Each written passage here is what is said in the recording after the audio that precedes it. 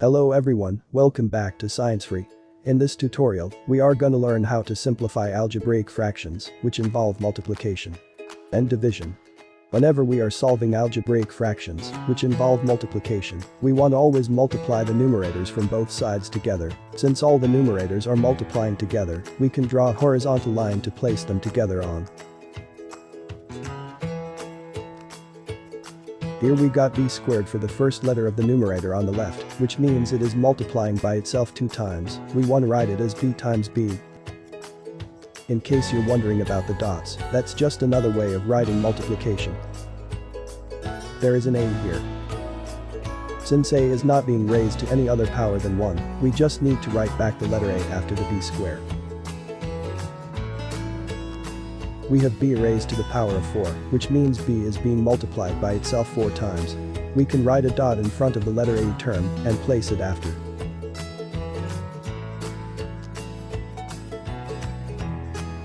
The key to not make any mistake, we can always check to see if we have the right amount of letters on the horizontal line after the equal sign, based on the powers they are being raised to.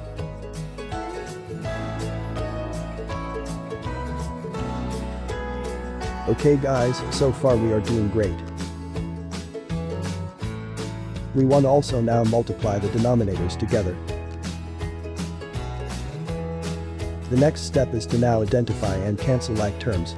There are only 2 like terms, which are a for the numerator and a for the denominator. We want to now cancel them. For the numerator, we have b multiplying by itself 6 times. We want to keep the base, which is b, and place the power to which it is being raised to, which is 6. We want to write back this letter e in the denominator. And that is our answer, which means we are now finished. For this example, we have p raised to the 4th power on the left for the numerator, which means p is multiplying by itself 4 times. P raised to the 4th power is also multiplying by p raised to the 3rd power and r raised to the 3rd power.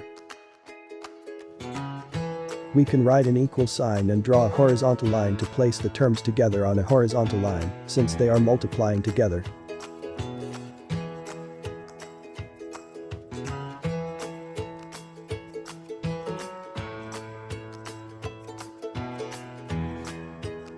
For the denominator, we have r multiplying by itself 2 times t times p to the 4th power.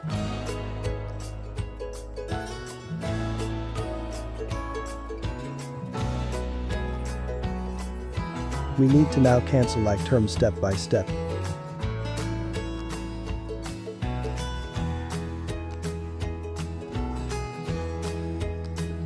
So we had 5 p's in the numerator and 4 p's in the denominator. After cancelling, we are left with only 1 p in the numerator.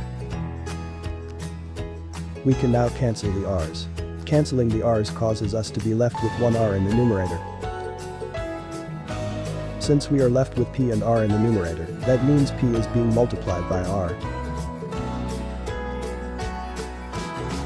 And also, we are left with a single t in the denominator, which means p times r is being divided into it, so we just need to write it back.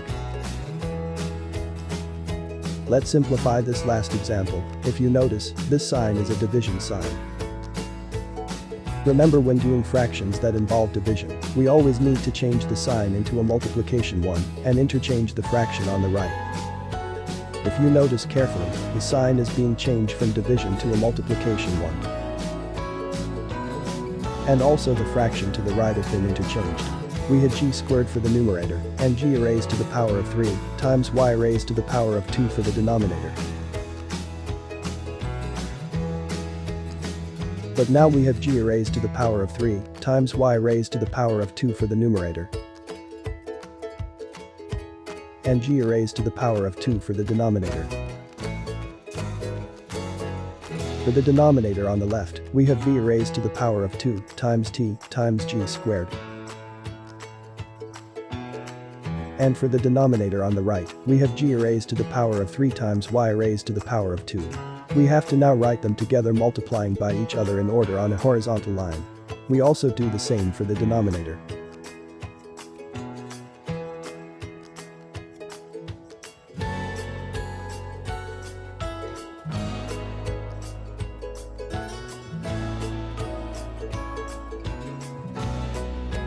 We can now divide like terms into like terms.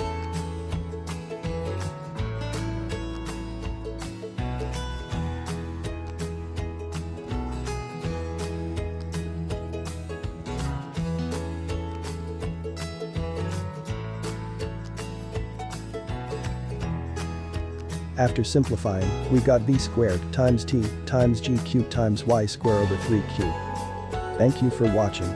If you have any questions, please leave them in the comments section, or you could send us an email through our email, provided in the description. Also, we upload every week. You can subscribe and turn on your notification bell if you don't want to miss out on any of our tutorials.